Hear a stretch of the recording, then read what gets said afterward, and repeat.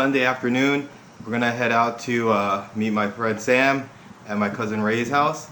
Go check out his i8. He just got back from the track, so we're gonna go check out the car. He was actually the one that also had the blue wrapped Civic Type R that we tested in one of our earlier videos. So go check that out if you haven't seen it.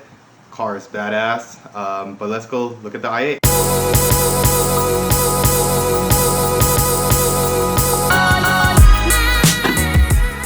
Alright, so I just got to Ray's pad and Eddie's already here. What's up, man? So, hey, hey. What's up, man? What's going on? What's up, Ray? Dude, it's nice. Thanks. You just got back from the track. You know what, yesterday? Yeah, Button Willow.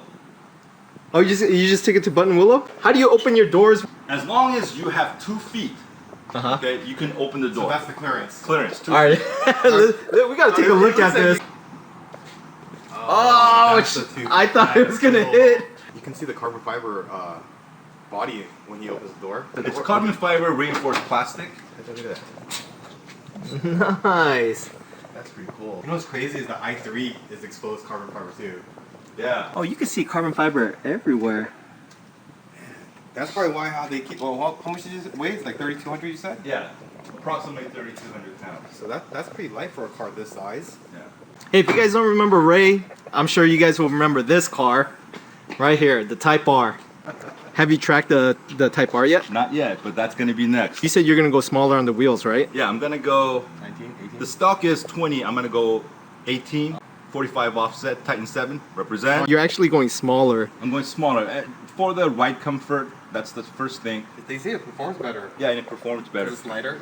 Yeah, here's the other thing though, something that I've read about. They said that the stock is plus 60 offset. If you steer away from that, they say that some of the torque steer does come back. But you know, when I've been speaking to other people that have had it, they don't really notice it. So I think it's going to be okay. You're also going wider on the wheels too. That's right. I'm going 9.5. I just put an engine intake in there. Oh, that's right. Right, and I actually had to take it out. Why? Because it was throwing a check engine Oh, light. did it? Yeah. So engine is actually looking into it right now because there were some few people on the Facebook group that were having the same issue. Engine is an exposed intake, so it does suck in air from the engine bay, which has wasn't cold air?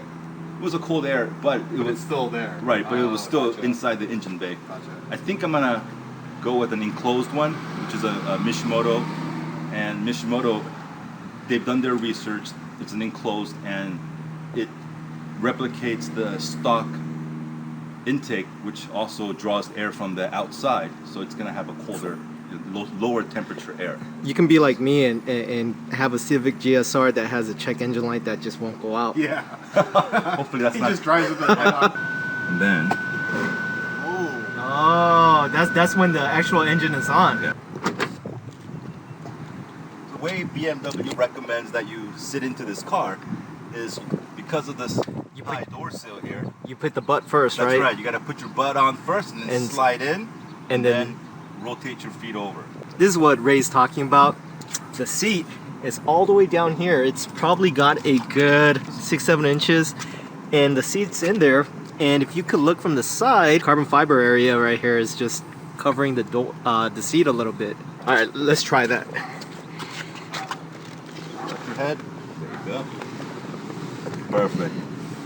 The door is actually pretty easy to grab, though. Downside of this car, because of the way the door is shaped, the windows won't go down all the way. I noticed that you have blue seat belts. The blue seat belts are on a trim that's called Pure Impulse. So if you go to the front, you'll see a little warning light that says don't look into the headlights straight. And of course Eddie goes and he does it. when they say don't do it, Eddie always goes and does it. Here's your warning, guys. They say that laser lights are 10 times as bright as LED lights. This button here is intelligent safety. It'll tell me when I'm getting too close to the front car. Will it also brake for you? It will brake for me. I can do it early, medium, or late. But since we're Asian drivers, we should set it to early. Where are these buttons? You have two of the same looking buttons. That button, this one right here, yeah, is what you use normally. This is so to open the door. Now, let's say I run out of battery and I can't open the door because this is an electric door. And you can use that. Oh, this is like a manual Yeah, door. manual. So you can use that to manually open. Bad thing about this car, I guess, is that it's a synthetic sound and it gets pumped through the speakers. But the good thing is that sounds still pretty good. How times are you hitting at the quarter mile? Quarter mile, that I don't know. But I know that 0 to 60 on this with launch control, you can hit, I've seen as quick as 3.9 and I've seen as slow as 4.4.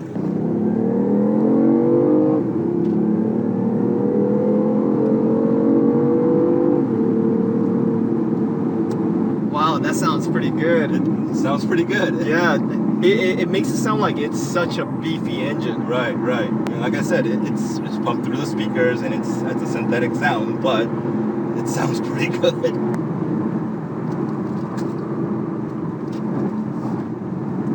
Whoa. This is what happens when you go out with the guy who tracks their cars.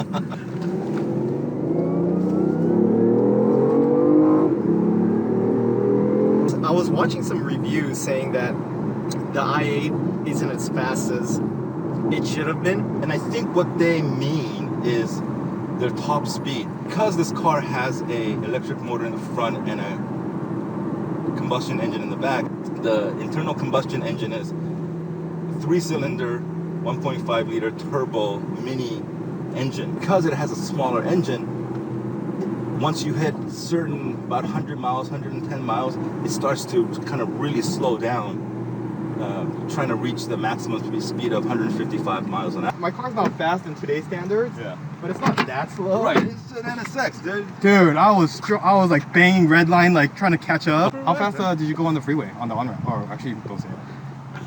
Well, you can cut it off, so. He was driving 35 miles what the off-ramp speed was. What, Eddie?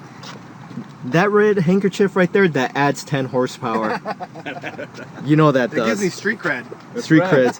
And for every sticker you have right here, Super Street gives me 15 horsepower. since your car is wrapped, you get 100 horsepower. Some guy from Motor Trend channel, I think, mentioned this, and after seeing it, I can't unsee it anymore. But if you look at it, you can see this edge right here. Okay, it's a different two-tone. This is black, and it's called Sophisto Gray. But if you pull back and you look at that area, it looks like the BMW is pooping a 911. That's Oh, really I see it. interesting. Right, you see that? With the tail lights, You see it? You can't unsee it. it does. It has a really similar curve, license plate holder. Right. This is all the trunk space that I get. Sorry, Well- it's a little dirty, but You could put an iPhone in here. yeah. And a Gatorade bottle. This glass is actually the same glass that you have on your iPhone. Say that this is the future of sports cars. You know, It is hybrids. Yeah, the hybrids, the like La You- Ferrari and the McLaren. The 918. Yep, the But you know 918. what I think they all lack is their top speed. Right. With the hybrids. that's Till true. till the engines or technology catches up, Yeah. I don't think they'll be able to compete with The gas engines. the gas engines. Right. Only in terms of top speeds, I think their 0 to 60 times are amazing. Oh, but yeah. Because of torque. Right. They're putting down like 2 point something 0-60s. Right. Wing is all Hey, functional. remember the wide body NSX? You can see through this too. Yeah. Air tunnel here, and you have the same one on the bottom. So if you come around here, Oh, I see. right there, you can see another air tunnel. And it comes stocked with ventilated rotors, 20-inch rims. Supercars and the high-end cars, I wonder why they still come with cross-drilled rotors. You remember back in the days, they created cross-drilled rotors to escape the gases in between the brake pads and the rotors itself. But these days, with new technology, you don't have the gases. So I wonder if they're ever going to change that. In all honesty, I think it's just for looks. Could Yeah. be. Yeah, I think it's I know a just for lot. looks. Mercedes puts cross-drilled rotors on like even the non-AMG cars. Yeah. Just because it looks cooler. Is that the radiator? Yeah, it looks like the radiator right there. Yeah, well, not for the engine, but for the electric motor. Is that radiator to cool the batteries, or Yeah, is it yeah. just... So it's like Battery. a giant heat sink, basically. Right. I'm charging it. Sometimes it'll go off. On pure electric mode, I can go up to 75 miles an hour On EV. on EV. Oh, wow. And then once I go over that, the internal combustion engine will kick in. That means the Fiat could beat you in all EV mode because it goes 88 miles per hour. Oh, there you go. Back to the beach. That's it. We're gonna set up a race between a i8 and a Fiat 500. But you need to give me 20 cars, and we're only racing 0 to 30. I put it in sport mode by putting it to the side. I'll push the park button. You see Dude, that's like there's a ghost in this car. yeah, the lever will just go back to its normal position.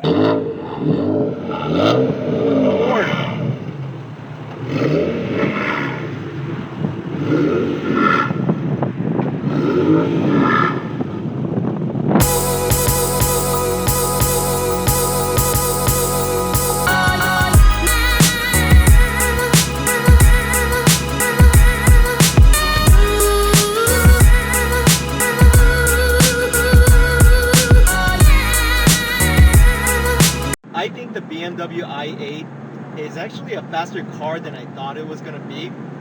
I read a lot of reviews. I watched a lot of videos saying that it was slower than they thought. So after reading those reviews, I actually expected it to be slow, but it was faster than what I expected. So I'm glad I finally got to take a ride in it.